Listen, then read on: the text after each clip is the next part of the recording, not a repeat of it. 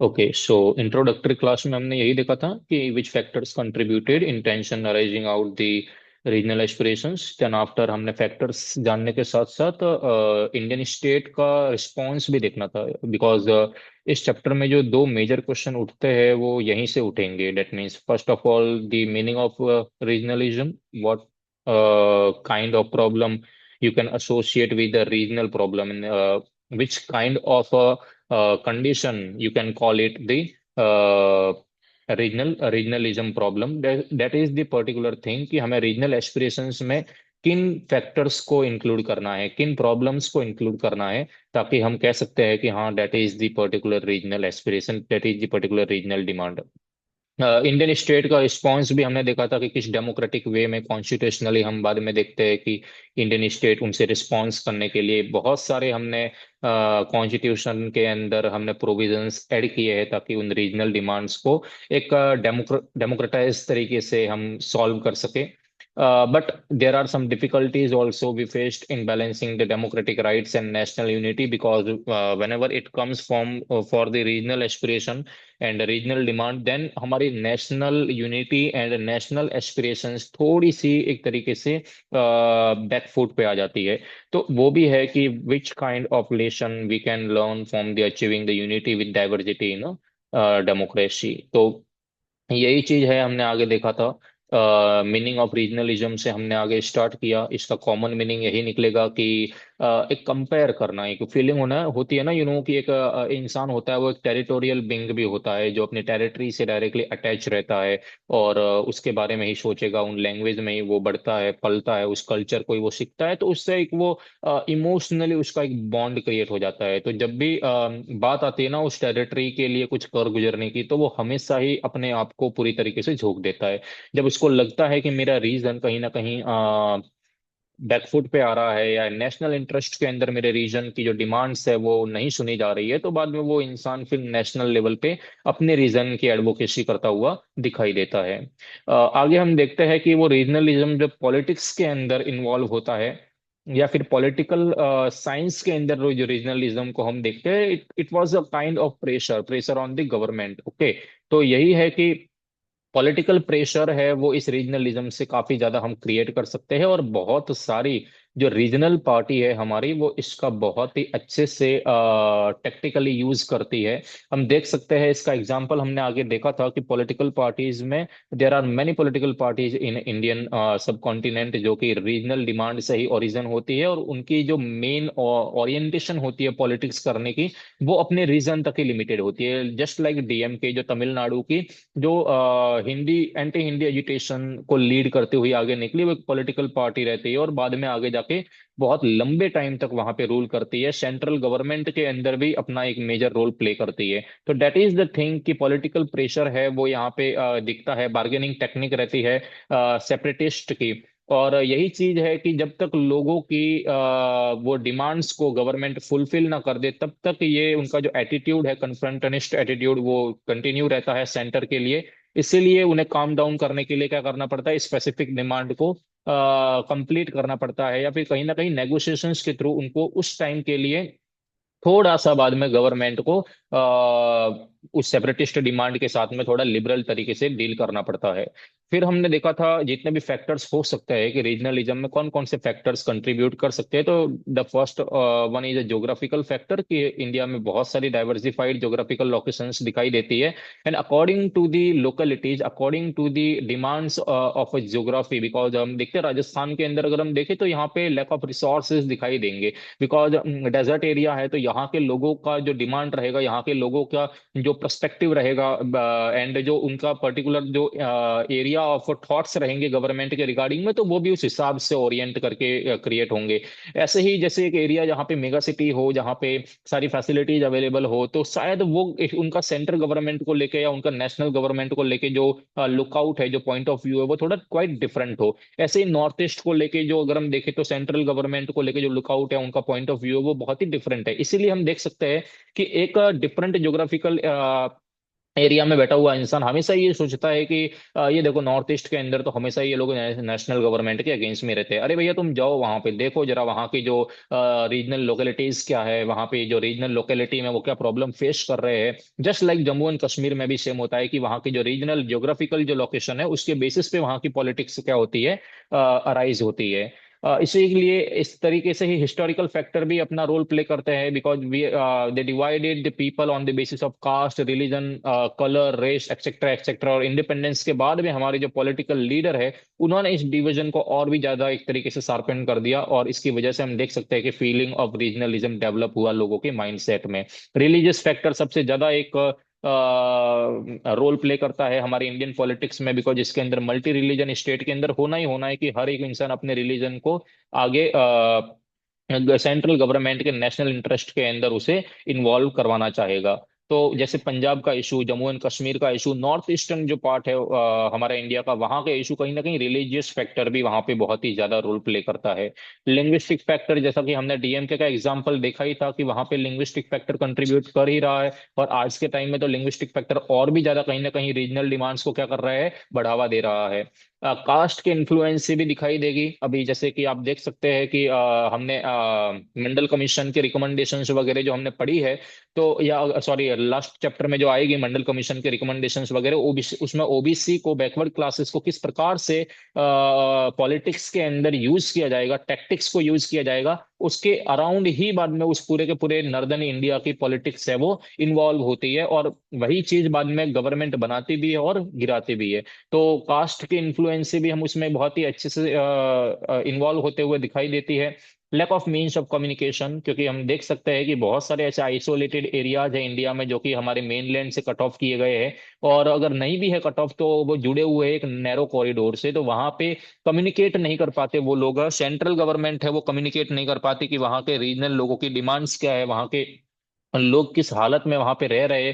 Main stream की जो almost हमारी नेशनल मीडिया है या यहाँ के मेन स्ट्रीम की जो पॉपुलेशन है वो भी वहां के लोगों के बारे में कुछ ज्यादा पता नहीं कर पाती है, ना ही उनके बारे में कुछ ध्यान देती है। तो वो एक लैक ऑफ कम्युनिकेशन है, वो भी एक रीजन बन जाता है वहां के रीजनलिज्म की डिमांड के पीछे। लैक ऑफ बैलेंस प्रोग्रेस, सही बात है ये भी कि हमने प्रोग्रेसिव अप्रोच से अगर हम देखें या फिर डेवलपमेंट के मेथड से देखें, तो ये भी दिखाई देता है कि यहाँ पे गवर्नमेंट जो है वो बैलेंस अप्रोच नहीं रखती है। बहुत बार हम देखते हैं कि जो गवर्नमेंट है उसके होम स्टेट की और ज्यादा ही फेवरेबल रहती है, और इसी के बेसिस पे कुछ स्पेसिफिक स्टेट रहते हैं वहीं पे ज्यादा ही उनको हाईलाइट किया जाता है, वहां पे डेवलपमेंट के सारे प्रोजेक्ट्स है वो स्टार्ट होते हैं। अब जो स्टेट ऐसा है जो कि लेस डेवलप्ड है, वो हमेशा ही वेट करता हुआ ही रह जाता है कि भैया उसका नंबर कब आएगा डेवलपमेंट की कंपेयर डेवलपमेंट की टर्म्स में। तो वो बाद में एक टाइम के बाद में जब वो उसका सब्र का बांध फूट जाता है, तो बाद में क्या करता है फिर वो, फिर बाद में रीजनल एस्पिरेशंस के बेसिस पे हम देख सकते हैं कि वो अपनी डिमांड्स आगे रखता है। जैसे कि इसका एक हम एग्जांपल देख सकते हैं लद्दाख का। लद्दाख के जो रिसेंट जो इवेंट्स हो रहे हैं वो यही है कि जम्मू एंड कश्मीर को हमने इतना हाईलाइट कर दिया, but what about the Ladakh, जो लेह है वो वहां पे ऑलमोस्ट हम देख सकते हैं कि जो पर्सन है वो क्या कर रहे हैं, कंटिन्यूअसली वहां पे रिलीज वगैरह कर रहे हैं, और उसी के बेसिस पे सोनम वांगचुक को हम डिटेंशन जैसा एक जो फेस कर रहे हैं, वो तो इसी वजह से है कि वो रीजनलिज्म के अंदर ही हम पढ़ सकते हैं कि रीजनल डिमांड्स वो अपने उठा रहे हैं, और गवर्नमेंट का सपरेशन वहां पे दिखाई दे सकता है। Migration from the other state, तो ये माइग्रेशन है तो वो भी एक इसके पीछे रीजन बनता है कि हमने महाराष्ट्र के अंदर ऑलमोस्ट जो बिहारी है उसके ऊपर अटैक हुए थे, उसके अंदर स्लोगन भी उठाए गए थे कि एक बिहारी 100 बीमारी, इस तरीके से, जो कि कहीं ना कहीं क्या करता है उनको सेपरेटिस्ट डिमांड की ओर आगे लेके जाता है। और एक इंडिपेंडेंट कंट्री के अंदर जहाँ पे कहीं ना कहीं हम लोगों ने इतनी फ्रीडम दे रखी है, उसके बावजूद भी इस तरीके के जब इंसिडेंट होते हैं, तो वो सीधी सी बात है कि वहां के लोकलाइज्ड पर्सन के लिए भी सेमफुल होते हैं और एक नेशन के लिए भी सेमफुल होते हैं। रीजनल पार्टी का रोल काफी ज्यादा होता है ऐसे केसेस में। रीजनलिज्म को इनिशिएट करने में डीएमके, तेलुगु देशम पार्टी है, असम गण परिषद है, शिरोमणि अकाली दल है, नेशनल कॉन्फ्रेंस जो पंजाब, अभी आज हम कश्मीर वाले केस में पढ़ेंगे, तो ये सारी रीजनल पार्टी है वो क्या करती है, इनिशिएट करती है रीजनल डिमांड्स को। पॉलिटिकल फैक्टर में भी हम कह सकते हैं कि पॉलिटिकल फैक्टर है वो बहुत ही इंपॉर्टेंट रोल प्ले करेंगे किसी भी एक सेपरेट स्टेट की डिमांड के अंदर, क्योंकि रीजनल पार्टी हमेशा ही एक पॉलिटिकल बैकग्राउंड प्रिपेयर करके देती है उनके लिए, चाहे वो लैंग्वेज के टर्म्स में हो, चाहे वो रिलीजन के टर्म्स में हो, चाहे वो इकोनॉमिक बैकवर्डनेस के टर्म्स में हो। नेशनल सेंटीमेंट डिक्लाइन हो जाता है अगर आपके रीजनल सेंटीमेंट अगर बढ़ जाएंगे तो ये भी एक है कि हाँ भैया जो हमारे ऑल ओवर कंट्री के जो थॉट्स थे, जैसे कि हमारे जो कॉन्स्टिट्यूशन के जो ऑलमोस्ट सपोर्टर थे, उन लोगों ने क्या किया, जब कॉन्स्टिट्यूशन बनाया था, या जो हमारे नेशनल लीडर है, उनके सेंटिमेंट्स हमेशा ही क्या रहे थे, नेशन वाइड रहे थे। लेकिन अब हम रीजनल डिमांड्स को उठाते तो हमारे सेंटिमेंट्स क्या हो जाएंगे, एक स्पेसिफिक रीजन के लिए लिमिटेड हो जाएंगे, तो हमारे नेशनल सेंटीमेंट कहीं ना कहीं डिक्लाइन हो जाते हैं। And frustration of political leader is one more the factor behind it. तो इसके अंदर आप कुछ ये फैक्टर्स आप इसमें लिख सकते हैं, जो फैक्टर्स का अगर आंसर क्वेश्चन अगर आ जाए। इंडिया की अप्रोच क्या हो सकती है टुवर्ड्स डाइवर्सिटीज, तो हमने अप्रोचेबल कंडीशन में भी अगर हमने देखा था कि हमने एक तो रेस्पेक्ट दी है डिफरेंट रिलीजन को, हमारे कॉन्स्टिट्यूशनल के अंदर हमने कॉन्स्टिट्यूशनल प्रोविजंस की है, जिसकी बेसिस पे आर्टिकल 25 to 28 यानी right to constitutional right to freedom of religion, अगर हम देखें तो यहाँ पे हमने प्रोवाइड कर रखा है। तो उस फ्रीडम ऑफ रिलीजन के अंदर यही चीज है कि हमने क्या कर रखा है, हर एक रिलीजन को बहुत ही फ्रीडमली उसे प्रोफेस करना, प्रैक्टिस करना और प्रोपेगेट करने का हमने एक राइट दे रखा है। India is declared as a secular state, जो हमने ऑलरेडी देख रखा था कि भैया सेक्युलरिज्म हमने ऑलरेडी यहाँ पे लगा रखा है। The secularism is not like the European secularism, जहाँ पे पूरा का पूरा पब्लिक का मैटर हो जाता है। It's not like that. हमने यहाँ पे प्रिंसिपल डिस्टेंस के बेसिस पे हमने गवर्नमेंट के इंटरवेंशन का भी एक मेथड रखा है। Protection of the national interest of minorities, ये भी एक अप्रोच हो सकता है कि आप माइनॉरिटीज को क्या करो, प्रोटेक्ट करो। और हमारे जो गवर्नमेंट के जो अर्ली ऑलमोस्ट कह सकते हैं कि जो ऑब्जेक्टिव्स थे, उस ऑब्जेक्टिव्स के अंदर ये एक ऑब्जेक्टिव एक और था कि हमारे यहाँ पे माइनॉरिटीज को हमें सबसे ज्यादा प्रोटेक्ट करना है, और जो बैकवर्ड क्लासेस है उनको सबसे ज्यादा प्रोटेक्ट करने के आगे लाना है। Democratic attitude towards the diversity, ये भी एक तरीका है कि एक तरीके से डेमोक्रेटिक एटीट्यूड है वो लाई जाए डाइवर्सिटीज के रिगार्डिंग में, ताकि हम डाइवर्सिटीज को एक डेमोक्रेटिकली तरीके से क्या कर सके, उसे डील कर सके। Right to form a political party, everyone have a right to form a political party to contest an election. And इसके अलावा हम देख सकते हैं कि आप अपने एक यूनिवर्सल सफ्रेज का जो हमारा राइट है, वो तो हम यूज करते ही करते हैं। तो ये भी एक तरीका है कि हमने डाइवर्सिटीज को किस तरीके से अप्रोचेबल बनाया है। Regional aspirations and policy making, हम जब भी पॉलिसी मेक करते हैं तो या पॉलिसी बनाते हैं, तो हम सभी को पता है कि हमारी जो एग्जीक्यूटिव है, वो पॉलिसी बनाने से पहले सर्वे करती है, मैपिंग करती है, और सबसे ज्यादा डिसएडवांटेज्ड ग्रुप कहाँ रह रहा है वो आइडेंटिफाई करेगी, और उसके बाद में उसके अकॉर्डिंग ही प्लानिंग कमीशन हमारा क्या करता है, वो प्लान बनाता है। जो प्लानिंग कमीशन उस समय था, और अभी हम नीति आयोग कह सकते हैं कि वो पूरा प्लान उस समय वो बनाते हैं, प्रिपेयर करते हैं ड्राफ्ट, और उसके अकॉर्डिंग ही बाद में वहां पे पॉलिसी है वो फ्रेम की जाती है। सो ब्रीफ में हम कहे कि हमारा जो इंडिया का कॉन्स्टिट्यूशन है, वो सारे प्रोविजन इन्वॉल्व करता है, ताकि हम बहुत ही इफेक्टिवली हमारी जो यूनिटी ऑफ डाइवर्सिटी है उसे मेंटेन करके रखे। और हर प्रोविजन के अंदर हमने ये सेपरेट आइडेंटिटी है वो लोगों की मेंटेन की है, जो अलग अलग क्लास को, रिलीजन को, कल्चर को बिलोंग करते हुए दिखाई देती है। इंडियन एटीट्यूड जो है हमारा कल्चरल डाइवर्सिटीज के रिगार्डिंग में, is different than the European point of view, because European countries के अंदर ये बिलीव किया जाता है कि कल्चरल डाइवर्सिटी है वो एक थ्रेट है नेशनल यूनिटी को, जबकि हमने इसे रिवर्स करके देख लिया है। हमने इसे बहुत ही रिवर्स तरीके से ऐसे लिया है कि हमने कल्चरल डाइवर्सिटी को इंडिया के अंदर यूनिटी स्टैब्लिश करने के लिए क्या कर दिया, उसे एक टूल किट के बेसिस पे यूज किया। तो यहाँ पे यही है कि to maintain unity and integrity of the nation while respecting the various diversities which is a resolve to maintain unity out of the diversity. तो यही चीज है। हाँ, कॉन्फ्लिक्ट होते हैं, हम डिनाई नहीं कर सकते कि कॉन्फ्लिक्ट नहीं है, बट हाँ, कॉन्फ्लिक्ट जरूर है। अब हाँ, यहाँ पे मैंने कल के टॉपिक के ऊपर से कुछ क्वेश्चन आंसर निकाले थे। जैसे कि इस बार सीबीएसई ने कॉम्पिटेंसी बेस्ड जो क्वेश्चन आंसर्स है वो बहुत ही ज्यादा इन्वॉल्व इंक्लूड कर दिए। अब यहाँ पे हम ये देखना है कि एक तो ये करेक्ट एंड रीराइट वाला जो लास्ट ईयर भी था, इस बार भी आएगा, सीधी सी बात है। और आई थिंक 2 साल पहले ही ये ऐड हुआ है उसके अंदर, क्योंकि इससे पहले आप असर्शन रीजन के तो आने ही आने हैं, एमसीक्यू आपके आने ही आने हैं। इसके अलावा और भी स्टेटमेंट्स वाले आने ही आने हैं। जो मैच द फॉलोइंग वाले आते हैं वो आने ही आने हैं, और इस बार करेक्ट एंड रीराइट वाले भी आएंगे, और वन वर्ड वाले भी आ सकते हैं। तो ये सारे के सारे डिफरेंट डिफरेंट टाइप के, अगर अब मैं कहूँ कि जो कॉम्पिटेंसी बेस्ड जो क्वेश्चन है वो इस बार आएंगे। तो ये टॉपिक से दो मेरे को करेक्ट एंड रीराइट वाला निकला था, आप जरा देख लीजिएगा। अगर आपको स्टेटमेंट में, अगर पहले वाले में अगर कुछ करेक्शंस लग रहे हैं तो आप मुझे बता सकते हैं अपना माइक ओपन करके, दोनों में ही।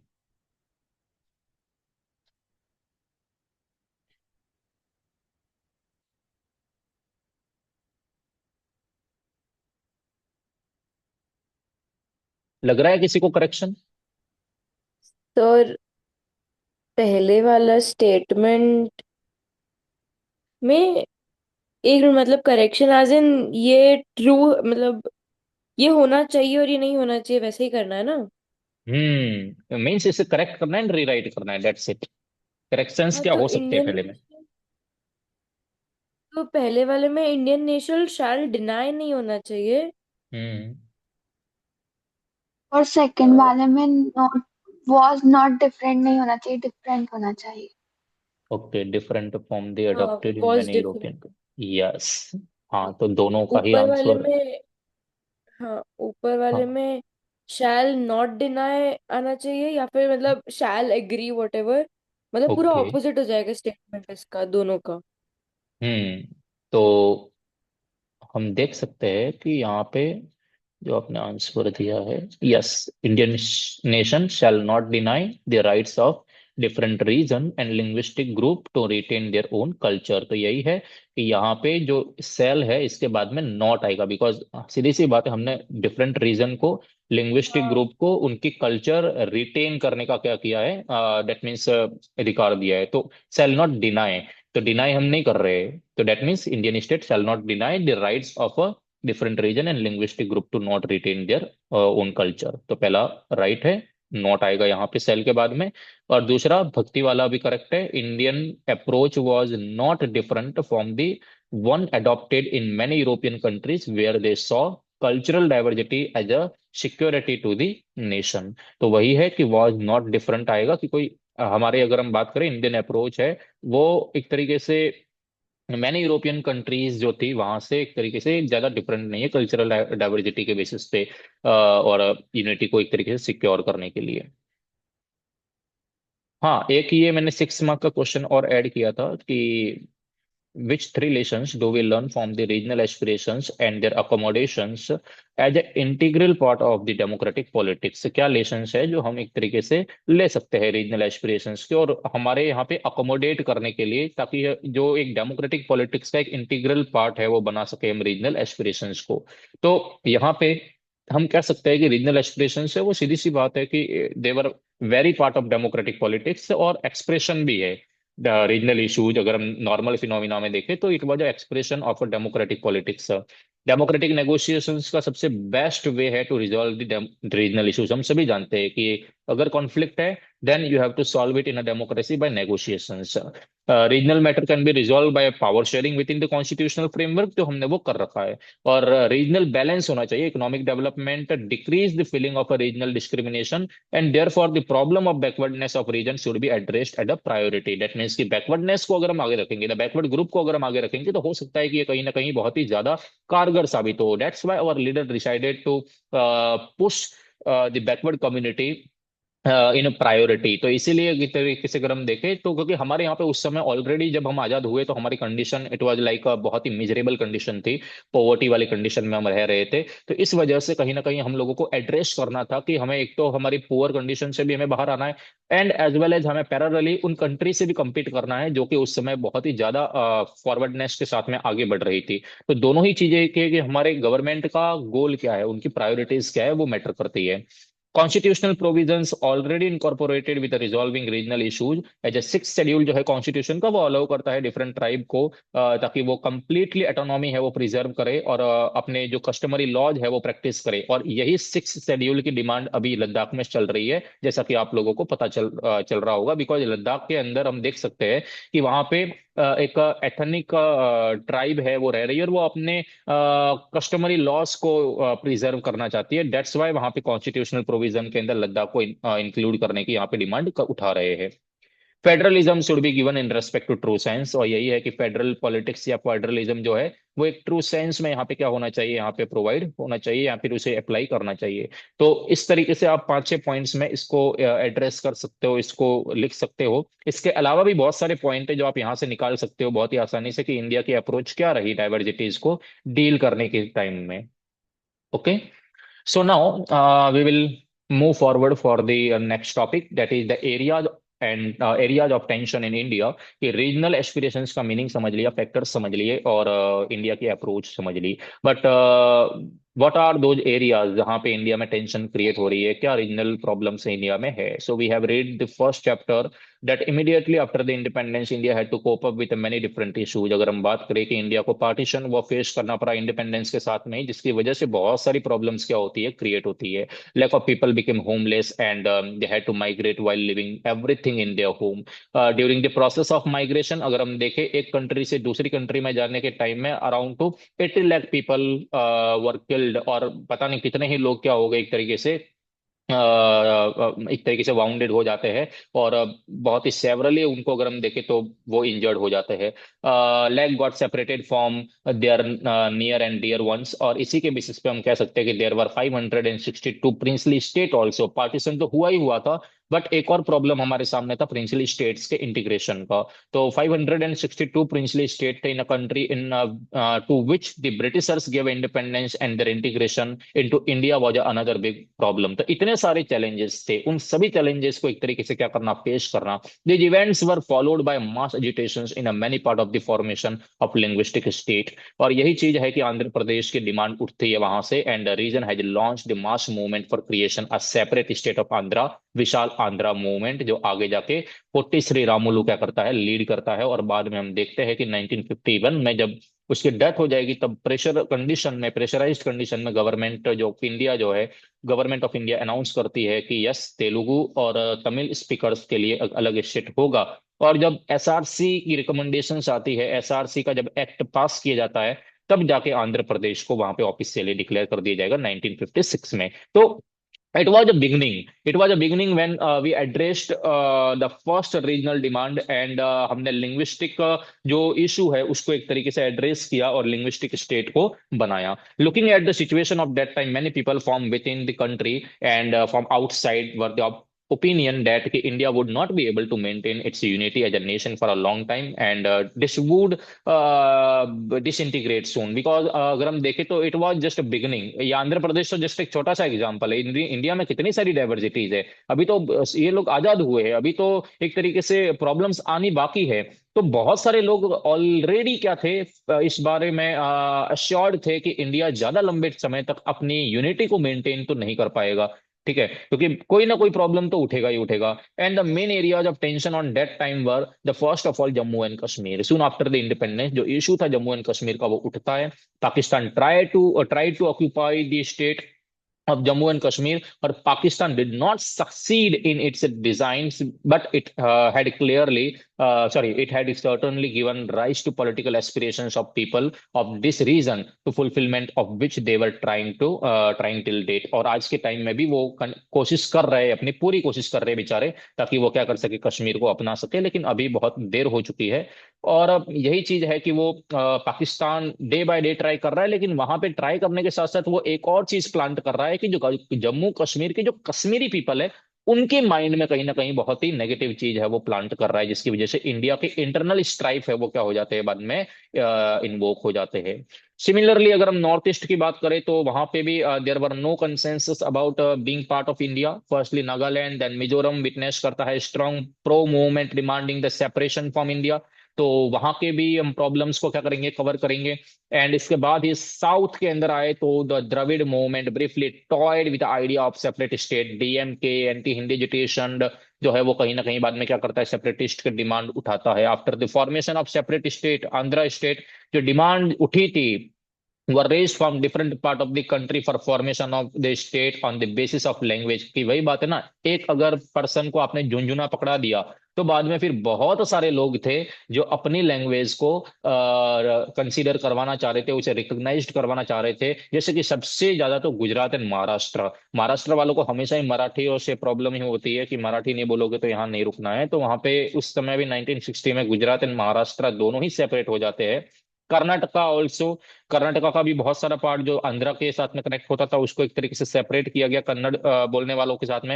And were among the region affected by these agitation. Gradually the demand for the reorganisation of state on the basis of language became very vigorous, as a result of which ज्यादा से ज्यादा state जो है वो form किए जा सके। And आज के टाइम में जब हम 28 स्टेट्स देखते हैं वो इन्हीं का ही एक कह सकेंगे कि रोल है वो दिखाई देता है। इन इंडिया जो कॉन्फ्लिक्ट्स है were also created on the basis of language. अगर हम बात करें सदर्न इंडिया की, तो तमिलनाडु वाला हमने देख लिया, हिंदी ऑफिशियल लैंग्वेज बनाने के पीछे इन लोगों ने क्या किया था, एजिटेशन किया था। नॉर्थ के अंदर प्रो हिंदी एजिटेशन हुए थे और वो चाहते थे कि हिंदी को ऑफिशियल लैंग्वेज बनाया जाए। और उन्होंने बोला था, if you don't want to speak Hindi then you have no right to live in this country. और इस तरीके से स्टेटमेंट जब वहां पे कॉन्स्टिट्यूशन असेंबली के अंदर उठाए जाते हैं, जब हिंदी को ऑफिशियल सॉरी नेशनल लैंग्वेज बनाने की जो डिबेट चल रही थी, जब आप उस डिबेट को पढ़ते हो तो उसके अंदर आपको क्लियरली पता चलेगा कि बहुत सारे ऐसे लीडर्स थे, जैसे कि यहाँ पे राजस्थान के प्रिंसली स्टेट से आए हुए एक लीडर थे, वो क्लियरली इस चीज को नोट करते हैं और बोलते हैं कि if you don't want to speak Hindi in this country then you have to just move to the Pakistan या इन अदर कंट्री। सो यहाँ पे यही चीज है कि तमिलनाडु के साथ में उस समय भी इस तरीके के स्टेटमेंट यहाँ पे दिखाई दे रहे थे। तो ये एंटी हिंदी एजुटेशन और प्रो हिंदी मूवमेंट को बर्थ देता है और बाद में ऐसे में फिर रीजनल कॉन्फ्लिक्ट है वो क्रिएट होने ही होने हैं। फिर आते हैं हम पंजाब पे। आफ्टर 1950 जो पंजाबी स्पीकिंग जो पीपल है, they were started agitation for separate state for themself, and this demand was finally accepted in 1966, जब पंजाब स्टेट को क्या किया गया, क्रिएट किया गया और हरियाणा को क्रिएट किया गया। But this controversy is still going on. The Punjab has a grievances that the Chandigarh, which is built as a capital of Punjab, was made union territory and most of other Punjabi speaking areas were kept out। यही चीज है कि वो बाद में क्या करते हैं, इस चीज को एक तरीके से इशू बना लेते हैं आगे जाके। चंडीगढ़ है वो दोनों की ही कॉमन कैपिटल बनाई गई थी और खुद जो चंडीगढ़ सिटी था उसे यूटी बना दिया गया था। तो वही चीज कहीं ना कहीं इन लोगों को क्या करता है, घर कर जाता है और बाद में इस चीज के वो अगेंस्ट हो जाते हैं। Beside this discrimination was made with Punjab on the issue of distribution of river water. और जब पानी के बंटवारे को लेकर जब इशू हो जाते हैं राजस्थान के साथ में, हरियाणा के साथ में, तब जाके और भी ये प्रॉब्लम क्रिएट होगा और जो मूवमेंट है वो बाद में लॉन्च किया जाएगा शिरोमणि अकाली दल के द्वारा, ताकि वो अपने प्रॉब्लम्स को रिड्रेस कर सके। और बाद में उसका रिजल्ट है वो काफी हैवी लॉस के साथ में दिखाई भी देता है आगे जब हम खालिस्तान प्रो एक्टिविस्ट मूवमेंट पढ़ेंगे। Apart from the area of attention written above, new challenges have kept emerging from the different region of the India, such as a movement launched by the student of Assam against the infiltration of Bangladeshi. जो Rohingyas आ रहे थे, infiltrators आ रहे थे, उनके against में जो students ने जो प्रोटेस्ट उठाया था, बिकॉज वहां की डेमोग्राफी कंप्लीटली चेंज हो रही थी असम की। और इसीलिए जब ये बांग्लादेश का प्रॉब्लम क्रिएट होता है तो बाद में वो क्या करता है, असम के अंदर प्रो स्टूडेंट मूवमेंट स्टार्ट होता है। They want ouster of the foreigner, such foreigner and the people from the Darjeeling region of the West Bengal were trying for the formation of separate Gorkha land. वो भी एक तरीके से क्या करते हैं, डिमांड करते हैं कहीं ना कहीं अपने गोरखा लैंड की, ताकि वो कुछ रेजिमेंट को आगे बढ़ाया जा सके। Sorry, regiment in the sense Gorkha regiment बनाया गया है, बट वो गोरखा लैंड एक गोरखा कम्युनिटी के लिए क्या किया जाए, वहां पे बनाया जाए। The people of Telangana region of Andhra Pradesh were asking for a formation of separate state, और बाद में तेलंगाना स्टेट बनाया भी जाता है। तो वही चीज है कि ये सारे के सारी जो डिमांड्स है वो डिमांड्स उठती है, कंटिन्यूअसली उठती है। And government of India have made effort from time to time to find out the solution of about written controversies within the framework of constitution. और इसे कहीं ना कहीं इन प्रॉब्लम के सोल्यूशन बहुतों के मिले हैं, yet few controversies still exist, आज भी क्या है, बनी हुई है। So these are the areas of tension in India जो हमें कवर करने हैं एक एक करके इस चैप्टर के अंदर। ऑलमोस्ट जितने आपके बुक में दे रखे हैं, मैं कोशिश करूंगा कि समय की मर्यादा को ध्यान में रखते हुए चीजों को मैं थोड़ा थॉरोली बहुत अच्छे से समझाते हुए चलूं। हम जम्मू एंड कश्मीर को तो इन डिटेल कवर करेंगे, नॉर्थ ईस्ट वाला भी इन डिटेल में कवर कराऊंगा, और पंजाब वाला भी मैं इन डिटेल पढ़ाऊंगा। बाकी जितने मुझे लगते हैं कि हाँ ये थोड़ा अब एनसीईआरटी के पर्पज से ही चलाना है, तो उसके बेसिस पे ही मैं आपको आगे चलाता रहूंगा। ओके, तो सबसे पहले हम आते हैं कश्मीर प्रॉब्लम पे। कश्मीर प्रॉब्लम को शुरू करते हैं। और यहाँ की जो रीजनल पॉलिटिक्स और रीजनल जो डिमांड है, इतनी भयंकर तरीके से उठाई जाती है, इतनी कह सकेंगे कि वायलेंटली ये डिमांड उठती है कि एक हेवन को ये लोग हेल में बदल देते हैं। बहुत ही खूबसूरत जगह है कश्मीर। अगर हम बात करें, स्विट्जरलैंड जाने के लोगों को जरूरत ही नहीं है, कश्मीर अगर है हमारे पास में। लेकिन अगर आप पहलगाम जैसी जगह पर भी घूमने जाओगे और आपको हालात अगर ऐसे मिलेंगे, तो बाद में फिर क्या हो जाएगी, फिर कश्मीर जैसी जगह भी हमारे लिए सेफ नहीं बचेगी। तो क्या आखिर ये इन्फिल्ट्रेटर्स की प्रॉब्लम कहाँ से उठती है, ये सेपरेटिस्ट डिमांड कहाँ से उठती है, क्या प्रॉब्लम रहता है, वो हम यहाँ पे डे बाय डे देखेंगे कि मेजर रूट कॉज क्या है। अब आप देखोगे ना इसका, जब बैकग्राउंड समझोगे तब आपको पता चलेगा कि वहां पे इस प्रॉब्लम का सोल्यूशन अगर इन लोगों को फाइंड करना होता तो ऑलरेडी ये लोग कर चुके होते।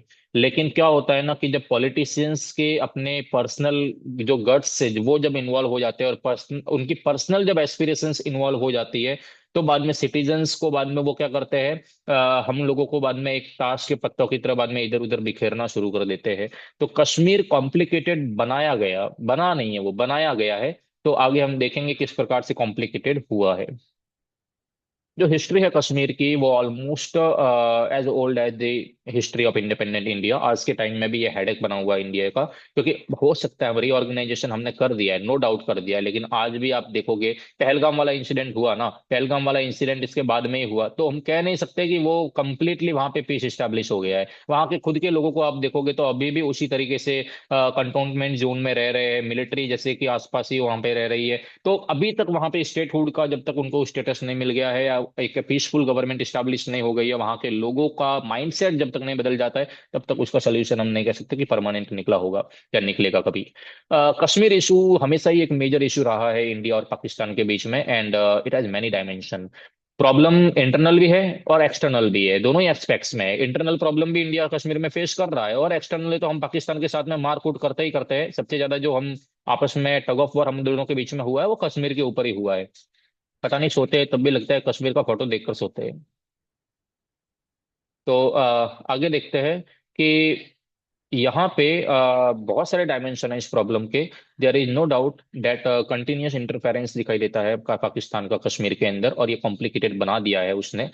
It was desire of Kashmiri to maintain their separate identity, and for this they were asking for more autonomy for this region. हमेशा ही वो, क्योंकि कश्मीरी लोगों की भी ये डिमांड थी कि ना तो उनको इंडिया में मिलना है, ना ही उनको पाकिस्तान में मिलना है। They just want to remain independent, they just want more autonomy. और वो एक ऑटोनॉमस स्टेटस के बेसिस पे वो क्या करना चाहते थे, अपने आप को रूल करवाना चाहते थे। They were of the opinion that the time of the merger of Kashmir in India, कुछ सर्टन प्रॉमिस किए गए, they were made with them which were not fulfilled rather than the political autonomy provided to them, and वो बाद में क्या होते हैं, बाद में जब फुलफिल नहीं की जाती, अंडर सच सर्कमस्टेंसेस पाकिस्तान को एक अपॉर्चुनिटी मिल जाती है उसके अंदर इंटरफेयर करने की उनके इंटरनल मैटर में, और कश्मीर वो एक क्या बन जाता है, सीरियस सिचुएशन है वो वहां पे बना देता है। अब वो क्या आखिर हमने प्रॉमिस कर दिए थे, यूएन का रिजोल्यूशन आ जाता है, यूएन इसके अंदर इंटरवीन करेगा, हमसे कुछ प्रॉमिस करवा देगा, और सेंट्रल गवर्नमेंट उन प्रॉमिस को फुलफिल नहीं कर पाती है आगे। और वो प्रॉमिस क्यों नहीं फुलफिल करती है, आपको अगर प्लेबिसाइट का अगर आपने पढ़ा हो तो प्लेबिसाइट क्यों नहीं करवाया गया था वो भी उसके अंदर यहाँ पे हम देखेंगे आज। सो ज्योग्राफिकल सिचुएशन अगर हम देखें कश्मीर की, तो नॉर्थ इंडिया में आया हुआ है, ये बाउंड्री इसकी टच करती है पाकिस्तान के साथ, अफगानिस्तान के साथ में, चाइना के साथ में। और इसका सोशल और पॉलिटिकल अगर हम रीजन की बात करें तो इसे हम तीन रीजन में बांट के पढ़ सकते हैं, ठीक है। कश्मीर वैली को हम तीन रीजन में पढ़ सकते हैं। सबसे पहले आप देखोगे कि ये जो लद्दाख वाला एरिया है, ये आज का जो लेटेस्ट कश्मीर का जो मैप है वो यहाँ पे हम देख सकते हैं। तो सबसे पहले अगर हम देखें तो ये वाला जो लद्दाख का एरिया है ये आ जाएगा, यहाँ पे बुद्धिस्ट और हिंदूज एंड जो अदर ऑलमोस्ट कम्युनिटी है वो रहेगी। ये यहाँ पे जम्मू वाला एरिया रह जाएगा, और ये ऑलमोस्ट कश्मीर वाला जो है ये बारामूला, श्रीनगर, ये वाला कश्मीर वाला एरिया ऑलमोस्ट हो जाता है। तो यहाँ पे किस प्रकार से ये लोग बाद में आगे रूल करते हैं, कौन सी एरिया में कौन सी कम्युनिटी सबसे ज्यादा रहती है, उसके अकॉर्डिंग ही वहां पे क्या होगी, उसकी पॉलिटिक्स है वो रिवॉल्व होगी। तो देखिए कश्मीर को बेसिकली कश्मीर, जम्मू और लद्दाख, इन तीन रीजन्स वाइज बांटा जाता है। और जो इसका हर्ट माना जाता है वो हर्ट है कश्मीर वैली, क्योंकि उसी के वो सबसे ज्यादा वो खूबसूरती वाला जो अगर हम देखें कि हाँ भैया जितनी भी मूवीज वगैरह बनी है वो कश्मीर वैली में ही बनती है। The people residing in Kashmir valley जो मोस्टली मुस्लिम है, एंड कुछ हिंदूज भी रहते हैं जो कि माइनॉरिटीज में है वो। The most of the Hindus have left Kashmir valley, जब उनके ऊपर they were living in different part of the India as a refugee right now. और जब भी वो वापस नॉर्मलाइज कंडीशन हो जाती है तो वो वापस से अपने घर भी लौटना चाहते हैं। ये पीपल जो रह रहे हैं वैली के अंदर, residing in the valley, speak Kashmiri language and have their separate culture. तो यही है कि जो लोग कश्मीर में जो हिंदू रह रहे थे उन लोगों को भगा दिया गया था 1990s में, जैसा कि हम देखेंगे आगे कि कश्मीर फाइल्स, जैसा कि आप लोगों ने मूवीज में भी देखा होगा कैसे वो कश्मीरी पंडित भाग के आते हैं कुछ सेपरेटिस्ट एक्टिविटीज या एक्सट्रीमिस्ट की वजह से। जम्मू रीजन के अंदर मिक्स लोग रहते हैं। ये फुट हिल के अंदर आया हुआ प्लेन एरिया है, जो वहाँ पे हिंदू, मुस्लिम, सिख सभी लोग अलग अलग लैंग्वेज बोलते हुए दिखाई देते हैं, और वो वहाँ पे रहते हैं। लद्दाख इसका तीसरा रीजन है, the third region of Jammu and Kashmir, जहाँ पे माउंटेनियस एरिया है। और इसे ड्राई, ऑलमोस्ट इसे कह सकते हैं कि हम, ये कोल्ड डेजर्ट है, बिकॉज इतनी ज्यादा वेजिटेशन यहाँ पे पाई नहीं जाती है। कोल्ड डेजर्ट वाला पार्ट इसे माना जाता है, तो ज्यादा रिसोर्सेज की यहाँ पे अवेलेबिलिटी बहुत बहुत बात ही काफी कम है, मतलब कि इसकी बाउंड्री चाइना के साथ में टच होती है, और चाइना ने भी यहाँ पे अच्छा खासा कब्जा कर रखा है सियाचिन वाले एरिया में। The people of this region equally divided between Buddhist, Muslim and, जो ये पॉपुलेशन है वो काफी एक तरीके से छोटा एरिया में आई हुई है। अक्साई चीन जो है एक टेरिटरी है, जो कि पाकिस्तान के द्वारा यहाँ पे सीज की हुई है। इंडिया और पाकिस्तान के बीच में वो कॉन्फ्लिक्ट बनी हुई है। We can not look into Kashmir problem by separating it. जब लद्दाख को हटा के हम कश्मीर की प्रॉब्लम अकेले नहीं पढ़ सकते, बिकॉज लद्दाख की बात इन्वॉल्व होगी उसमें। जब भी हम कश्मीर के कॉन्टेक्स्ट को लेते हैं, जब भी हम कश्मीर की बात उठाते हैं, we should think of this problem in the context of three region, Jammu, Kashmir and Ladakh, because तीनों की ही चीज यहाँ पे इन्वॉल्व की जाती है। ओके, सो आगे स्टार्ट करें फिर, root cause of Kashmir problem. Yes sir. Okay, but हम लोगों को एक बार थोड़ी सी आपको मैं प्रॉब्लम दूंगा। यहाँ पे मीटिंग मैंने जूम पे इसलिए लिए, बिकॉज वहाँ पे रिकॉर्डिंग का ऑप्शन मुझे दिखा नहीं था मीट पे, और यहाँ पे अभी ये क्लास 2 मिनट की रही है, तो 2 मिनट बाद ऑटोमेटिकली ये वाइंड अप हो जाएगी। इससे अच्छा है कि हम नए वाली क्लास में ही नया टॉपिक स्टार्ट करें। ठीक है, तो एक बार मैं वापस से ठीक है तुरंत सर। लिंक भेज रहा हूँ, आप ग्रुप में ही रहिएगा और हाँ जल्दी हाँ से ज्वाइन सर। हो जाइए। यस सर, ठीक है। ओके।